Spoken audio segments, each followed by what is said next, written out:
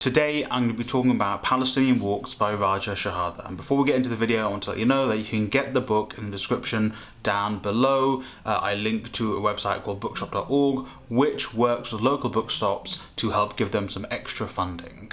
So if you want to get the book, get it down below from bookshop.org in the description. I'm not going to lie, reading this book at points got me really heated, not just with the settlers, but with the PLO, with Arafat, with Abbas. It's especially if you know the politics behind a lot of this, it's like, oh. So Raja Shehadeh is a Palestinian author, lawyer, human rights activist, and he lives in the West Bank. This book is about, basically, he's telling the story of 6 walks he's taken in, or sarhas as they're called, he's taken in the West Bank. And he's not just talking about the walks themselves, but what's happened, the political background of the time with which he took these walks, what happened to him during these walks, the effect they had on him, the historical precedent behind these walks. It's really a fascinating way to present what some would call a nature book and some would call a memoir, some would call a history book or politics book. So throughout these walks, going basically from his early adulthood to the point in which the book was written, several things happen to him which are frustrating. For example, he runs into Israeli soldiers who are trying to prevent him and his friends from going on the walks. He runs into PLO-backed soldiers who just start firing upon him and his wife because they use the area which used to be for walking as a shooting range. He discovers that many of the walks he did as a child growing up, he can no longer do properly because of the way the Oslo Accords handed over settler land to the Israelis and how the settlers have destroyed parts of the West Bank to build their settlements. And it touches on a lot of interesting points. So for example, the first walk he's talking about, it really talks about how the settlers in the West Bank have destroyed the nature of Palestine. They've destroyed the natural beauty of the area to construct these ugly, hastily put together settlements because they want to colonize the land. And it's really like upsetting as someone who is lucky enough to live in an area where I'm very close to a lot of outstanding natural beauty, and going for a walk is incredible, and I couldn't imagine parts of that land being ripped up, being destroyed to build ugly tower blocks that aren't in line with a lot of the sort of natural area or in line with how the locals would build houses. You know, imagine having a tower block in a little village in, say, the Chilterns or the Lake District. Doesn't work, does it? And then also he moves on to talking about the effect of the intifadas on sort of the time around where he's taking the walk and the heightened tensions. There's one walk in particular where he's describing a conversation he's having with someone from the PLO and how they clearly don't understand the effect of their policies on Palestinians, and how, you know, the signing of the Oslo Accord, which, you know, the PLO and America and Israel tout as a victory for peace, has really just screwed over Palestinians living in Gaza and the West Bank. How it cut up Palestine into 3 zones, and Zone C is no longer part of Palestine, essentially, and how these people from the PLO were basically saying, oh, it's fine, we have jurisdiction, we can change that.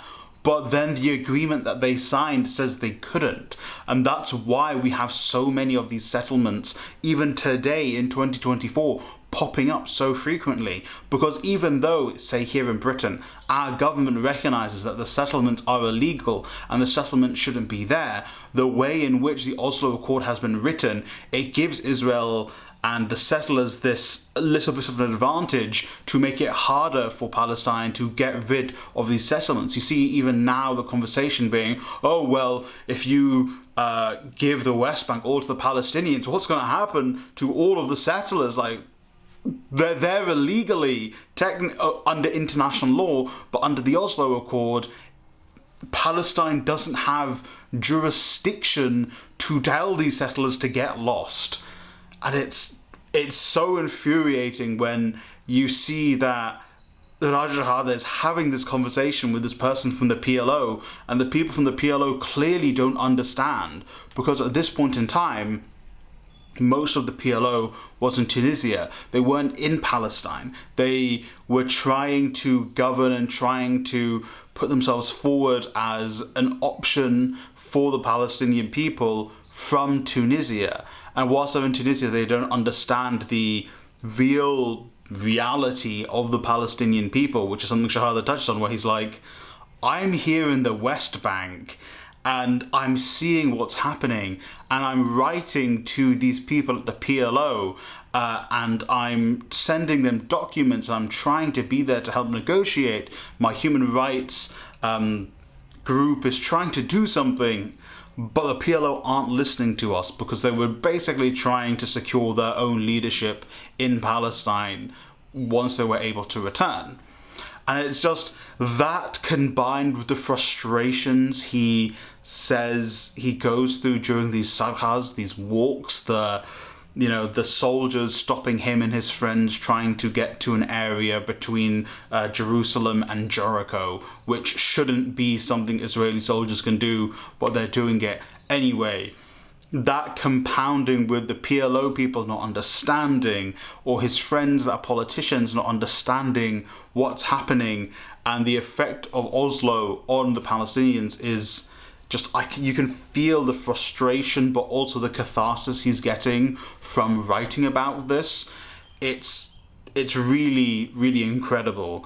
And then if you're touching on sort of how he's, he talks about how he interacts with settlers at points during these sarhas, during these walks, because these walks he did as a child where there weren't settlers, there are now settlers there, and you can tell the settlers are looking down on them or suspicious of Raja Shehadeh and his wife or his friends. And you can also tell how he just wants to towards the end, there's one that I think it's the last sarha he describes. He's like, I want to tell the settler, how dare you be here? Like, this land that was special to us as Palestinians is being treated as a hideaway for you to go and smoke dope and get high, when this was a place that we revered and loved. Or, where there was such an easy route for people to travel is now this very ugly, not very useful road has been constructed, which prevents Palestinians from getting to places. There's one particular, I think the penultimate walk he's talking about, where the area that is designated for Palestinians and the settler designated areas are next to each other.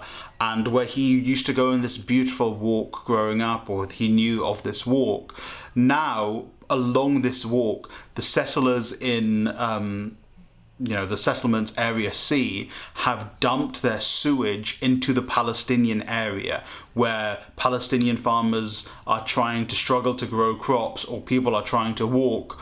Well, now you've got sewage flowing there from the Israeli settlers, because they don't care about the land, they just want to settle.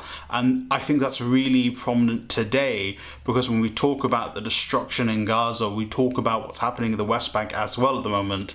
It's clear the settlers and Israel, they don't care about the land. Like, how could you care about a land when you're destroying it, when you're polluting it, when you're bombing it and destroying historical buildings and places? And then Israel says, we care about this land, this is our land, when they are actively harming and destroying it. You're ruining the natural landscape by building these ugly settlements.